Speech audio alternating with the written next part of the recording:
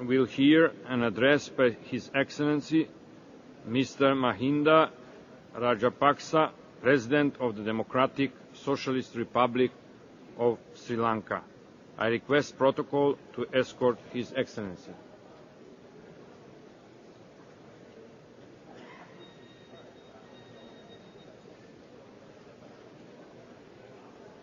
On behalf of the General Assembly, I have the honor to welcome to the United Nations His Excellency Mr. Mahinda Rajapakse, President of the Democratic Socialist Republic of Sri Lanka, and to invite him to address the Assembly.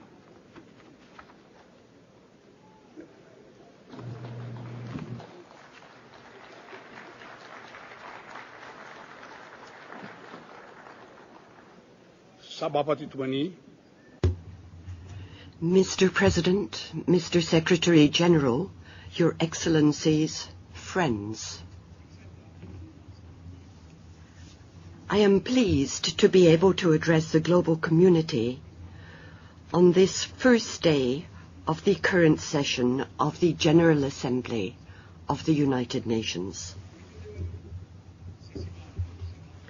Please accept my congratulations, Mr. President, as you assume the high office of the President of the 62nd session. To Her Excellency Sheikh Yahya Rashid Al Khalifa, I convey Sri Lanka's gratitude for her astute leadership of the 61st session. Sri Lanka can boast of a very old and advanced civilization, similar to Greek, Roman, and Nile Valley civilizations. One of the important characteristics of our civilization was the use of living languages, such as Sinhala and Tamil, two languages used by many even today. Therefore, I consider it my obligation to use Sinhala, a living language, to address this august assembly.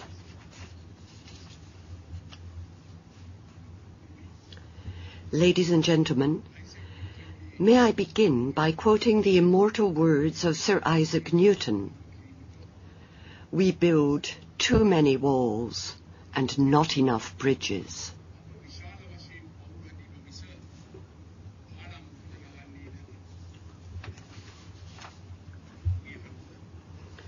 We all became members of an organization that was created to let all of our voices be heard, to avoid trying to resolve problems through violence, revenge, or blame.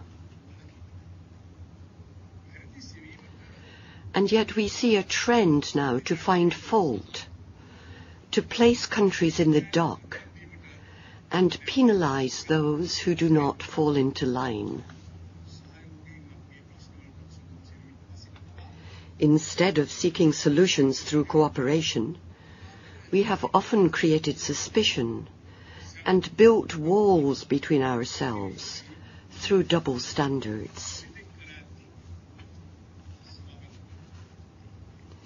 Mr. President, I am proud to inform you that despite the significant challenge posed by the ongoing conflict with a ruthless terrorist group in the north of the country, we have freed the eastern province from terrorism and restored law and order there. My government has already launched a massive program of rehabilitation and reconstruction in the east. We propose to make the eastern province of Sri Lanka a model for development and rehabilitation, essentially with our own effort, but also with the assistance of all donors. We are taking steps to return the usurped rights of the people by conducting provincial and local government elections in the east early next year. There is a clear opportunity for the international community to play a vital role in breaking the cycle of conflict by focusing on development.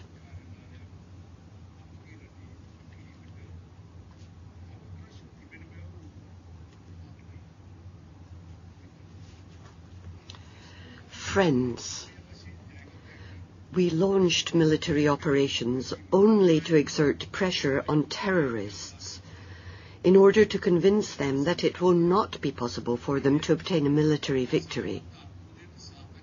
Our goal remains a negotiated and honourable end to this unfortunate conflict. I must say that the All-Party Representative Committee is working successfully towards it. Mr. President, Sri Lanka was one of the first developing countries to promote universal health and education, gender equality and social mobilization. We have been able to achieve exceptional socio-economic indicators, way ahead of those normally expected of a country in the lower middle income range. And we are moving to achieving or surpassing many of the Millennium Development Goals.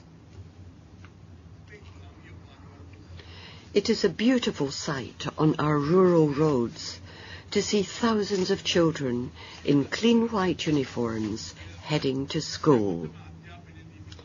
It is a fine example of our success in achieving education for all.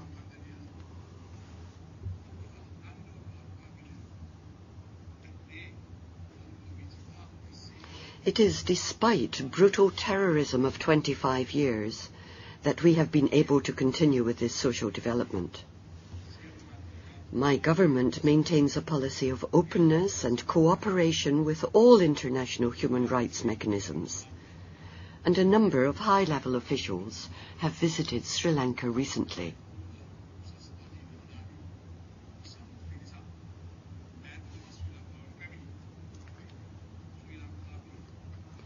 Sri Lanka's ancient civilization was rooted in the Buddhist principles of metta and ahimsa. Metta is loving kindness to all living beings, and ahimsa is a deep respect for life. Human rights have been an essential part of our great cultural tradition for millennia. It is therefore nothing new for us to protect human rights. Women in pre-colonial Sri Lanka enjoyed rights that are indeed now prescribed under CEDAW, including rights of property ownership and inheritance rights.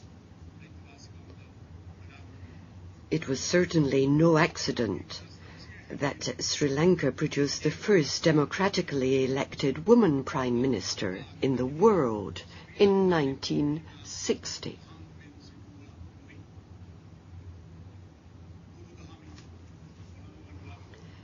Guided by the principles of Buddhism, we have long respected the rights of our fellow human beings. Therefore, it had not been necessary for us to experience global wars or the deaths of millions to learn to recognize their value. My country has no record of inflicting misery on fellow human beings for the purpose of empire building, for commercial advantage, or for religious righteousness.